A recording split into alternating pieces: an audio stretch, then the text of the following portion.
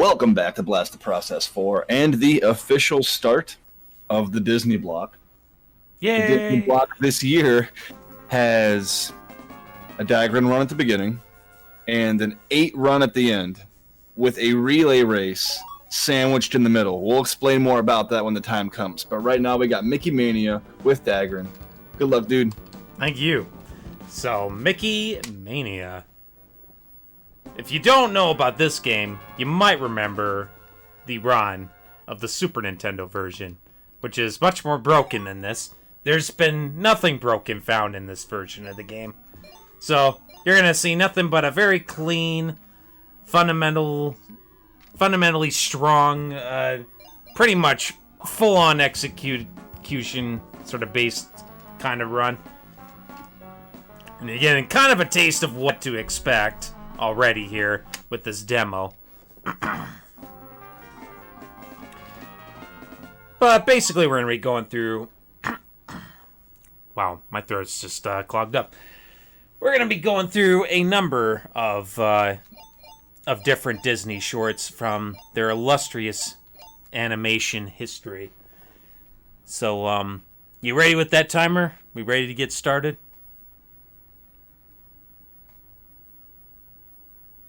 I will take that as a yes. Yes, sir. So, I guess I'll count down. 3, 2, 1, go.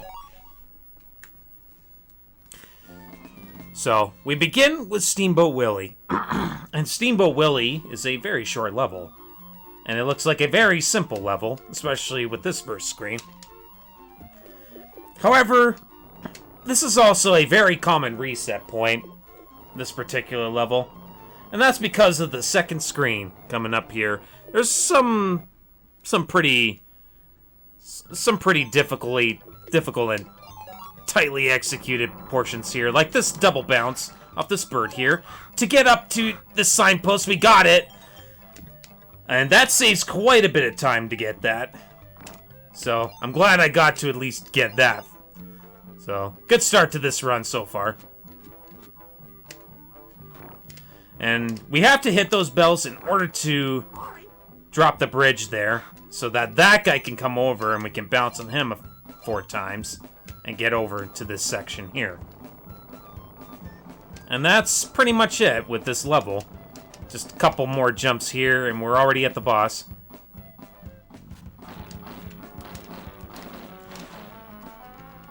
So interestingly enough, you actually can control how hard your bounce actually is off of those gears, so you can get an even faster and more optimal kill off of them. So that was nice. Now, moving on to the Mad Doctor here. This is where people might become familiar with how, with the reputation this particular Disney game has. Most people know how difficult this game is, and the Mad Doctor kind of just compounds all of those, that entire fact, completely. Like, it's a very long level, it has a very tough boss at the very end of it, and a lot of very difficult to dodge enemies. Like, that first screen in this level, very difficult screen to do properly. So, glad we actually managed to get through it unscathed. And hopefully I don't take any more hits, because as you can see, I got no health here. And the thing with this game is sometimes you can take a janky hit from a hitbox. Even though, like, usually 9 times out of 10 you would do the same exact thing and be just completely fine in other runs. So oddly enough, this barrel section here, I used to think it was random, but it's actually all based on where you land on these staircases that decides when the barrels start showing up. So I start, like, jumping on certain steps, and that's what forces the barrels to give me the patterns that I actually want, so they don't kill me on that screen. We're still not in the clear yet, because we still got a lot of hazards to just here, and we don't have a whole bunch of health. In fact, I really didn't want to take that hit. That's okay, we made it to the elevator. Now we get to relax a little bit, because this is just pretty much a scripted section here, so I'll take this time now to talk about what's going to be coming up here after this elevator. We're going to be mixing 3 parts of a poison, and then creating an explosion. And then after that, we're going to be fighting the boss of this stage, and he's... The Mad Doctor's a really difficult fight, and he basically dictates how the rest of the run's gonna go. He's a very important fight. If I do mess it up and I have a low amount of health, the next level's gonna be a huge problem. And that's because, if you hadn't already been able to tell from the beginning of this stage, your health transfers over to whatever you ended the previous stage with. And oh god. Okay, this is a big problem. I might actually die here now. If I end the Mad Doctor fight with only 1 single point of health remaining, I can't recover I can't recover that health. I actually have to, like, I start the next stage with that same level of health. Alright, so 1, 2, 3. I need this health. 4, 5, 6, 7. Alright, good. So we actually managed to get all those points of health. That's the good thing about that fight. They do throw a ton of health at you to take advantage of, and you need to get the ideal result to get out of that fight is to end as far to the right side of the screen as possible, so you can initiate that whole cutscene with Pluto there sooner. So you actually have to take at least 2 hits on that fight, and that's a little unfortunate. This screen is really terrible. Like, the hitboxes are just unbelievably horrible. And it's a very intimidating screen. And then there's this moose that's chasing me, which is not helping things. And somehow I did not take any hits on that screen. Wow. That's quite the accomplishment right there. Usually I take at least 1 or 2 hits there on that screen. And that's because the branches are have very janky hitboxes. Sometimes... And I swear they changed, because I don't do that screen much differently than what I showed there. So... Just one of those things that I guess I'll never understand. Even after all the attempts I've sunk into this game. So, yeah, here's another auto-scroller. A nice little bit of utilizing the... I missed that apple? Hello? Okay, I might actually die here. Please grab that apple. I'm gonna die. I don't even know how I missed that apple just right there. And I was convinced I was going to lose a life for that.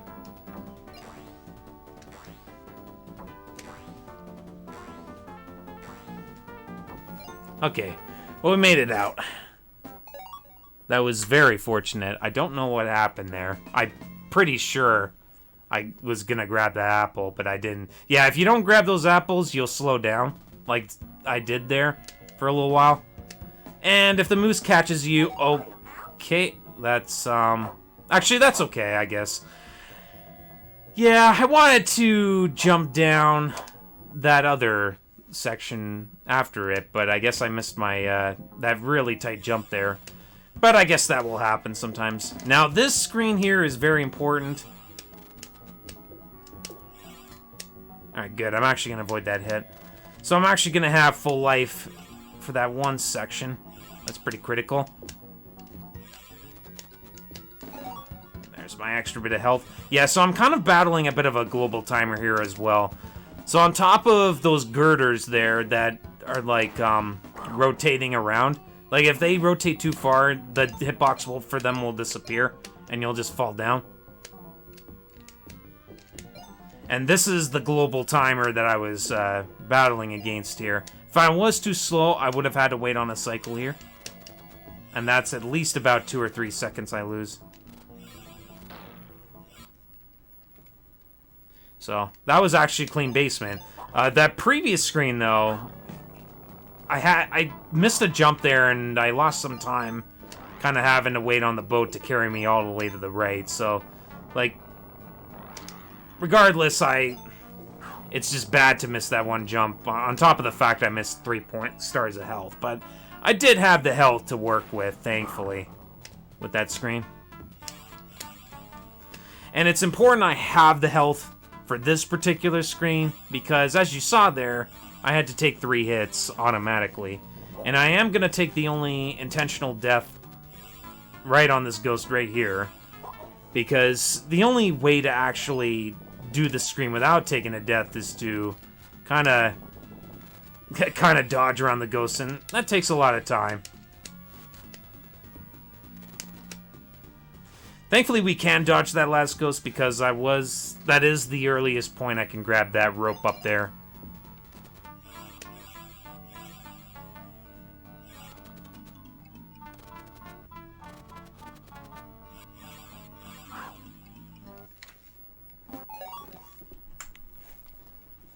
Okay. So, I mean, that was not too bad of a lonesome ghost outside of that missed jump. So, I actually am I'm actually pretty content with that stage and how that turned out. Now, Mickey and the Beanstalk. Mickey and the Beanstalk has these butterflies, and they are really awful enemies. It's very easy to take a hit to them, just because of how they move. And like I said earlier with this game, janky hitboxes are a thing in Mickey Mania. Like, you can take a weird hit from an enemy that you bounce off of. Like, sometimes those bugs there, you can take a weird hit from them, even though you bounce off their backs, which you're supposed to be able to do that. But sometimes the game's just gonna be like, nah, we're gonna make that an actual hitbox that damages you. So normally I would take more risk there, but I'm actually gonna take on the side of caution with those smaller bugs. You can get through most of them with only taking 1 hit, but yeah, we're just gonna try to preserve our health and make sure we are at full health for this next screen here. And yes, that's a thing too, the task bug. Now this screen here, okay, well, we missed that. I was gonna bounce off that butterfly and get up here without having to wait on that seed to grow this little plant. Okay, I took a hit there too. That's not good. So this screen is going just about as well as I was expecting it to go. Hopefully the rope is gonna be kind at least. Alright, perfect. I will take that. Could have gone up there just a slight bit faster, but not taking a hit is really, really good. So I did manage to preserve my health at this particular level here. I'm gonna use that jello there to bounce up there. Quickly get up there. Normally you're supposed to just push the jello there, but we can cut all that time by simply bouncing off it and then bouncing off the butterfly to get to that rocket checkpoint. Oh, that's another thing. Deaths don't really cost you that much because of the rockets. And I guess I'll get back to the rockets there in a bit. So this screen here is where a lot of really good runs go to die. And that is really unfortunate. These chandeliers are very finicky. We're going to try for 3 swing here, because this run's actually good. Okay, that's a good start. And we missed it. Alright, so we're not going to try it again. We're going to just go with the 5 swings and guarantee that we get over there. So as you can see, it is possible to get over to these chandeliers in 3 swings. But to guarantee that you'll actually make the jump, 5 swings is usually what most normal runners would want to do. Also, that guy has a really bad hitbox there. And we are at a not-so-ideal health value. I'm actually going to take a bit of safety here. I'm...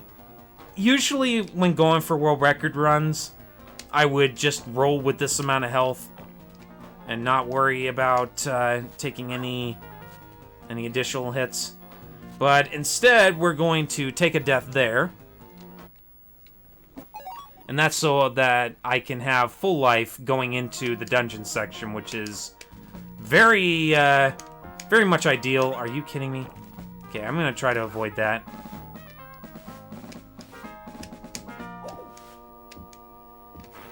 I'm glad I did. Glad I did that just now. Yeah, so that death I took in that one screen, that's probably the most ideal place for me to die. Just because I'm waiting on the popper to do his thing. Alright, good. We actually made that jump. Missing that jump is pretty catastrophic. And so now we are in the dungeon portion. So we're going to be taking some intentional hits, and this is why I had to take that death there. Because as you can see, I already would have died if I even tried. Having taken way more than enough damage to...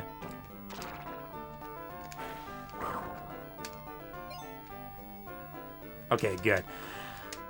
So, I actually said that there's not much luck, or really no luck at all, in this run. I forgot about this section here. These fire rocks, they do launch themselves in a random location. But usually they're not that unkind. Like, usually I expect decent enough patterns from them to not get screwed. And I had more than enough health. That was another reason why I also wanted to...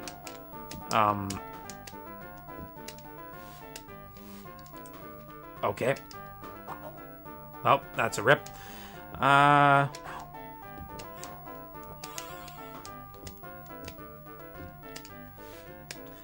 So yeah, missing your jumps there is a little costly.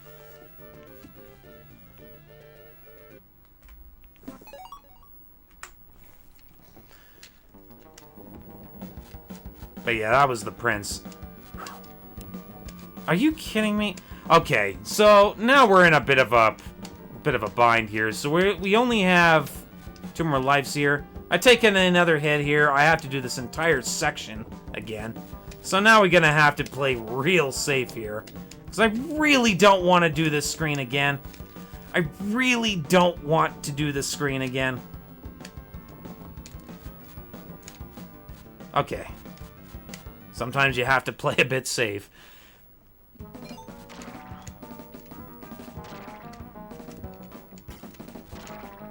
And we're not done yet because we are still waiting for some health to show up. This game is not kind about giving you health. But like I said, deaths are not like super costly as long as you get a rocket checkpoint, because what they end up doing is they set a point, and wherever you die at, or wherever you last land on solid ground, from the point you died at, you'll be just sent back to that spot, which is usually right about where you were, where you actually died at. So, yeah, that's what the rocket checkpoints allow for you to do. And surprisingly, in the hardest difficulty, they get rid of those rocket checkpoints. I took a hit there. That's not good either. Which means I'm taking a hit there. We're gonna have to do some dodging here of this guy's sword attacks on the second phase now. But that's fine. That's only like a few frames lost. So now that we're actually through the stage itself, we're on the final boss here, and this takes up about 2 minutes of the speed run.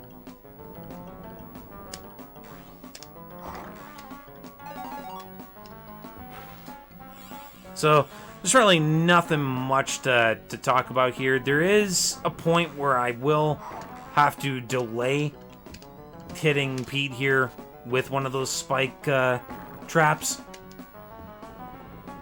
And that's so that he actually starts looking to the left side when we initiate the second phase here. And it's very important we do that because when he enters the second phase, he adds a laughing animation to his animations. So by cutting that out right from the get-go, we can actually save some time there. Okay, that was way too early of a jump. So I have to find, at some point here, an opportunity to dodge this sword throw he's gonna do. There we go, we got it. So yeah, that's kind of the thing with the rock throwing ability. So Mickey's hitbox changes a little bit. So when you're like actually throwing something, he shrinks a little bit, his hitbox, but he also does project the hitbox forward a bit, so you do have to be wary about that.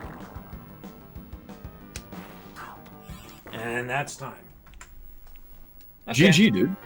So 1937. Yeah, that time ended there pretty abruptly. I probably should have came with the warning there. That is exactly what you were saying. Yeah, 2 minute long fight, right? Mm-hmm. Yeah, 1937, not a bad time at all, considering I had a few mess ups here and there. Very, very minor. And I think I might have botched my commentary a little bit there. I probably glossed over some things, but it's okay. It's totally fine. No, dude, I'm gonna be real with you. Playing this game at that level and doing your own commentary, A+, man. Thank you. A+. Do you have any final words or shout-outs or anything?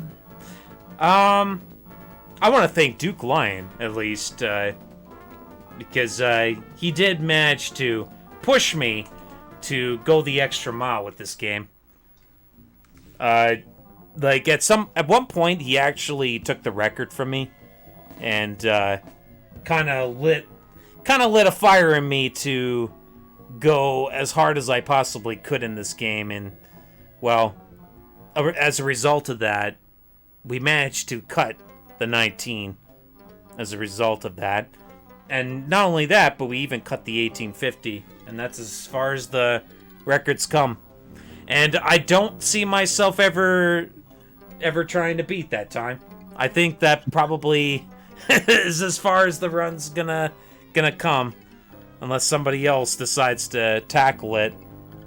You know, that's what happens when you're only, I guess, something like around 5 seconds from your sum of best. Jeez. Super optimized. Super optimized run. But that's what we expect from you, let's be real. Yeah. Maybe Postman will be there. Maybe Postman will be there alongside Mickey Mania. I'd love to see that. That game was nuts. The movement in that game in particular. But I'm going on a tangent. Listen, everybody in chat. We have a Disney Relay race coming up. Team USA versus Team the World. USA against everybody else. All right. Enjoy the There's relay going race. to be a brief disconnect. We're going to switch restreamers, so disconnect protection will kick on during the intermission. Don't freak out. That's completely planned. Enjoy the music, and we will be right back.